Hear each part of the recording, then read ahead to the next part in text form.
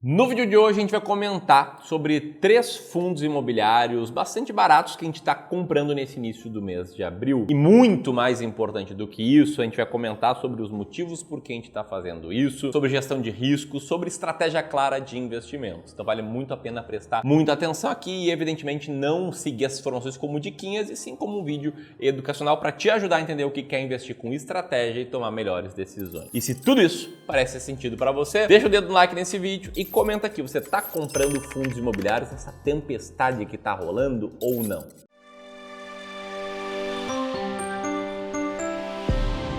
Bem, no mês passado, né, Filipão, a gente esteve aqui e a gente falou sobre o momento difícil que os fundos imobiliários estavam vivendo lá em termos de calotes, em termos de redução de dividendos e, é claro, como tudo que é ruim pode sempre ficar pior, o que rolou de lá pra cá? Do jeito que tu falou, Ramirão, a gente falava do calote da Tokstok, pra quem lembra, a gente falava do rombo lá das Americanas, que também ficou inadimplente, tudo no mês passado, e no mês que a gente tá vivendo agora, a gente vê mais calotes de CRIs dentro de fundos imobiliários, ou seja, tem gente que tá pegando dinheiro emprestado e não tá conseguindo pagar de volta, porque a gente tá vivendo um momento difícil da economia, juros muito altos, as vendas estão mais baixas e as empresas estão com dificuldade.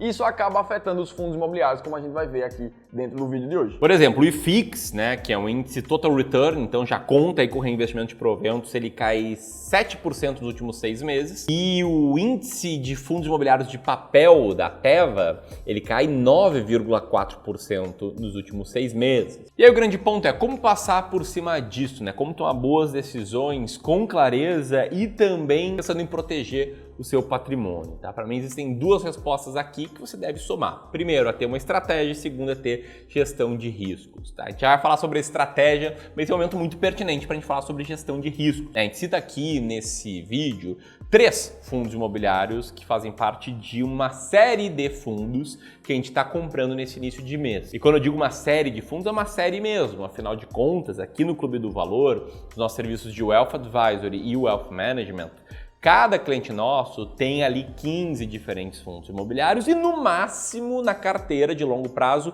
33% de peso em fundos imobiliários. Essa é a forma simples com que a gente faz aqui a gestão de risco e acaba transformando um tsunami, né, o que poderia ser um tsunami, que seria um fundo imobiliário caindo 50% sem considerar os dividendos, numa onda bem menor, bem menos assustadora. Dito isso, o que nos resta é falar de estratégia. E para falar de estratégia, a gente vai citando aqui os fundos que a gente está comprando e o porquê, né? A parte do porquê explica a estratégia. Primeiro é o fundo de código BCRI11, né? O Banestes Recebíveis Imobiliários. Se a gente for ver a alocação do fundo de forma de gráfico de pizza, a gente vê exatamente os 85%, grande maioria da carteira dele, investidos em ativos CRI, sendo que tem quase 9% ali em fundos imobiliários e um restinho em outros fundos que são muito mais focados em renda fixa. Dentro dessas cotas, a gente vê quase os 100% ali, quase 99% na verdade, em cotas do tipo sênior, que são aquelas cotas que quando os CRIs ficam inadimplentes, a cota sênior ela tem preferência na hora de receber o dinheiro de volta. Já a subordinada ou mezanino, que é aquele pequenininho ali de 1% que você está vendo na tela, ela tem um pouco mais de risco porque na hora da inadimplência esse tipo de cota recebe por último. Em relação à distribuição geográfica desse fundo, a gente vê a maioria ali na região de São Paulo, Rio de Janeiro, por ali com 60%, sendo quase 20% no sul e o resto espalhado pelo Brasil todo. Em setores da economia, a gente vê quase 60% do fundo alocado em ativos corporativos e o resto espalhado ali entre loteamentos, shoppings, residencial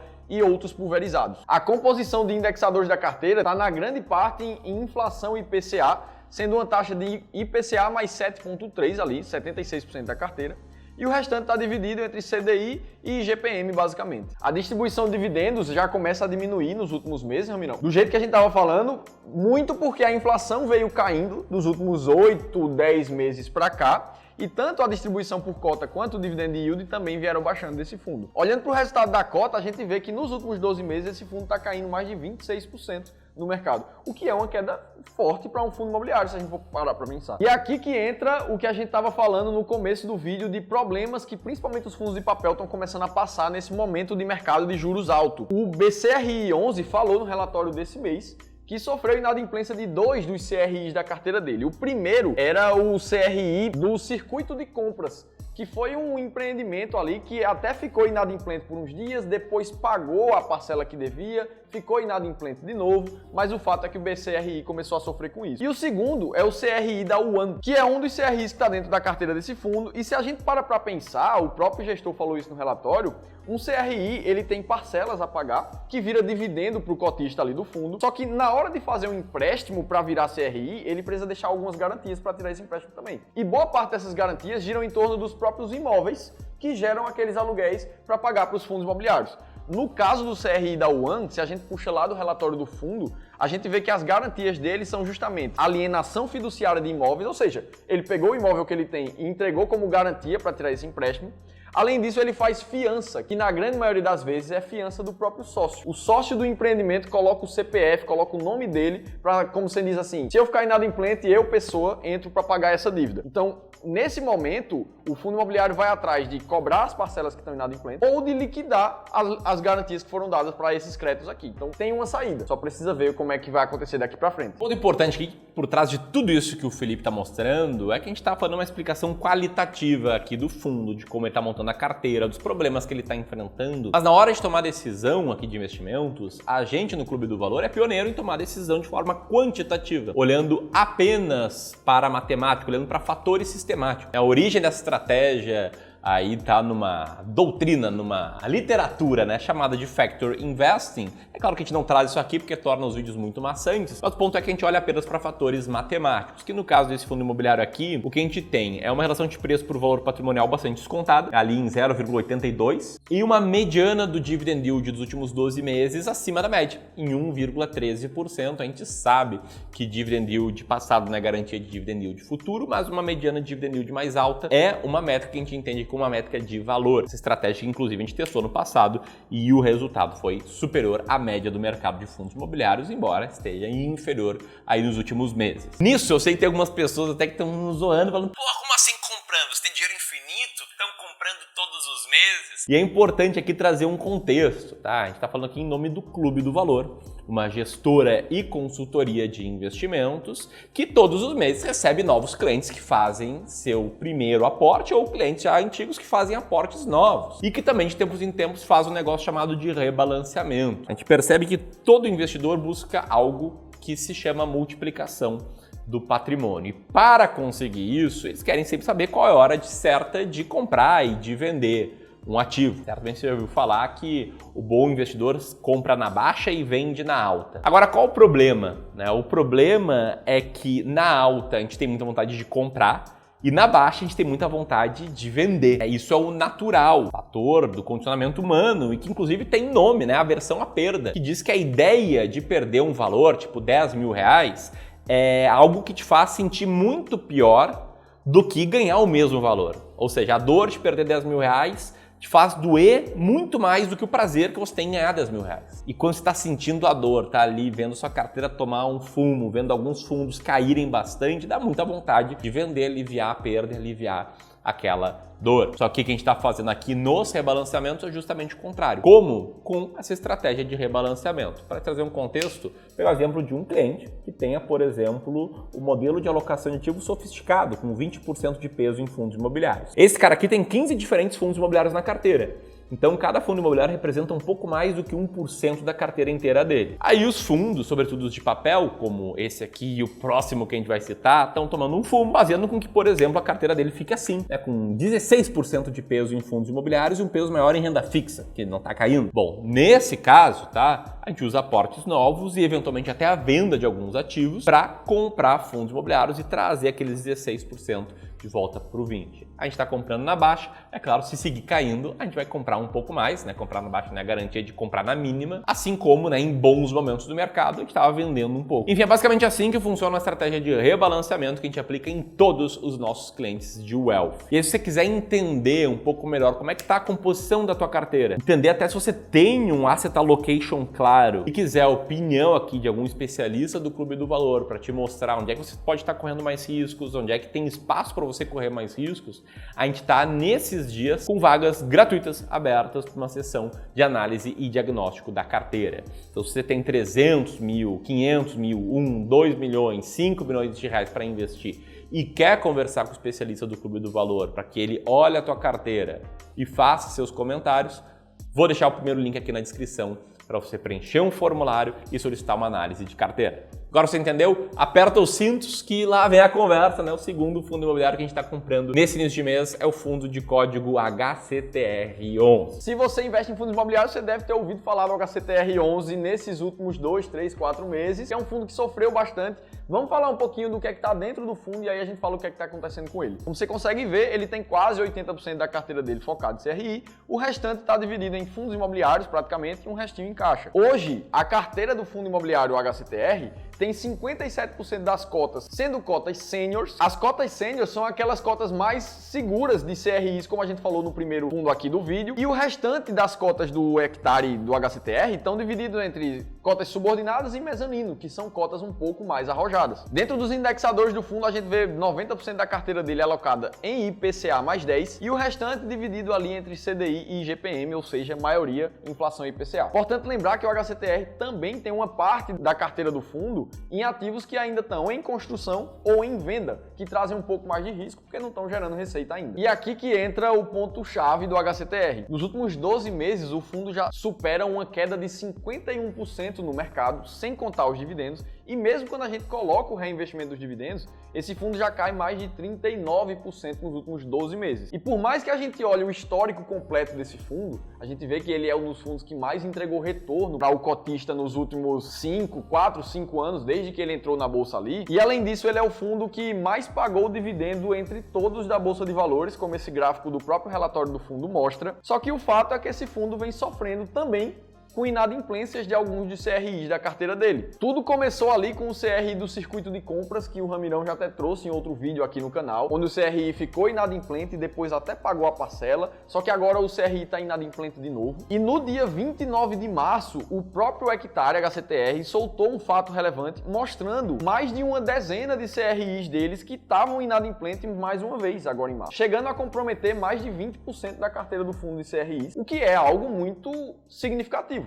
Você pensar que 20% dos CRIs vão deixar de pagar o aluguel, o que é que vai acontecer com o dividendo desse fundo? Então, nesses momentos, o mercado vai e desconta na cota. Teve dias aqui do final de março que a cota do fundo chegou a cair mais de 10%, como você consegue ver nesse gráfico aqui. E nesses momentos, a gente precisa lembrar que o CRI ele está inadimplente da parcela, mas ele também possui aquela estrutura de garantias para fazer o crédito, como a gente falou no primeiro exemplo de fundo imobiliário aqui. E foi justamente falando sobre isso que o próprio HCTR veio nas mídias sociais e falou no Instagram um comunicado sobre o CRI do Gramado Parks, que é um dos CRIs que ficou inadimplente ali na carteira do fundo, só que o HCTR chegou pro pessoal e falou, galera, beleza, ele está inadimplente, a gente está indo atrás da parcela, mas vocês precisam lembrar que a garantia imobiliária está rolando nesse CRI e a garantia do aval dos sócios também. Então, ou o pessoal vai pagar a parcela, ou a gente vai começar a liquidar os imóveis, vender, para começar a pegar o dinheiro de volta para o fundo. E a gente consegue ver, de fato, o Gramado Parks ali sendo um dos CRIs que está na carteira do fundo, e bem pequenininho aqui no relatório do fundo, você consegue ver a estrutura de garantias, citando o imóvel que está em garantia, as ações da própria empresa que pegou essa dívida também estão em garantia, e o próprio aval dos sócios, dentro de alguma outra dezena, praticamente, de garantias aí desse CRI. Enfim, a gente ainda vai ver as cenas do próximo capítulo, mas esse é um exemplo perfeito que ilustra como às vezes é muito difícil, é muito doloroso ir contra a manada e fazer compras de ativos que estão mais baratos. Eu sei que muita gente pensa, mas esse ativo é uma porcaria. É maior respeito para quem pensa assim, mas a lógica de investir em valor é tu buscar comprar algo abaixo do que o que ele realmente vale. Então vamos supor que de fato o ativo tem um valor bem abaixo do seu valor patrimonial. Ainda assim, se você comprar abaixo desse valor, você está fazendo potencialmente um bom investimento daqui para frente. E se não tiver, Ramiro, aí entra o conceito de gestão de risco. Se esse fundo imobiliário for algo entre 1% e 3% da tua carteira, ele cair 100%, você segue muito bem com o teu patrimônio protegido. Ele está lá, né, com PVPA abaixo de 0,5 e uma mediana de dividend yield, apesar, né, desse dividend yield estar caindo, o que aumenta, né, a posição desse fundo imobiliário no ranking que a gente tem aqui de valor. Inclusive, tá, se a gente considerasse que 29,59% do patrimônio líquido desse fundo passasse a valer zero e atualizasse o preço do valor patrimonial e a mediana do dividend yield, ou seja, considerando que essa parte do patrimônio sequer tivesse pago o dividendo no passado, ainda assim esse fundo estaria entre os 15 fundos imobiliários da nossa estratégia. É o ranking que segue uma estratégia chamada estratégia S-Rank, que funciona quase como um índice de ações, né? Assim como o IFIX, por exemplo, é um índice que usa regras matemáticas para encontrar lá a composição de diferentes fundos imobiliários. S-Rank é uma estratégia que tem regras sistemáticas, tem filtros sistemáticos para chegar numa composição de fundos imobiliários olhando por métrica de valor. A gente explica um pouco melhor o racional da estratégia S-Rank, além, né, desses princípios aqui que a gente está trazendo no vídeo, no e-book, em que a gente dá um overview aí por trás da estratégia e ainda mostra alguns fundos imobiliários que passam nos filtros, que passam nos critérios quantitativos dessa estratégia. Você pode aí fazer o download gratuito desse book apertando nesse botão aqui acima. E o terceiro fundo imobiliário, Filipão, qual ele é? Explica um pouco melhor sobre esse aí. Vamos sair um pouquinho dessa nuvem de fundo de papel, vamos falar de um fundo de tijolo aqui. E esse é um dos fundos que investe praticamente tudo em lajes comerciais que ele tem ali na carteira. Como a gente consegue ver aqui nesse gráfico, a gente vê que 78% da carteira está em imóveis, tem 16% ali em outros fundos imobiliários e o restante de mais ou menos 5% está em renda fixa. E aí esse fundo ele tem uma certa concentração em menos de 10 imóveis ali na carteira, sendo 47% no WT Morumbi e 36% ali são de receitas financeiras que esse fundo tem. O restante são os outros imóveis, Santo André, Work BL e o Barueri. Apesar disso tudo, a gente vê esse fundo aqui com uma diversificação de inquilinos muito grande. Então a gente vê ali o Brookfield Group, a própria Unilever, o WeWork, a Pirelli, dentre outros ali mais de uma dezena de inquilinos desse fundo imobiliário. Falando do indexador da carteira, a gente vê 70% da carteira alocada em inflação e GPM dessa vez, muito mais focada, e outros restantes de 22% em inflação IPCA, 8%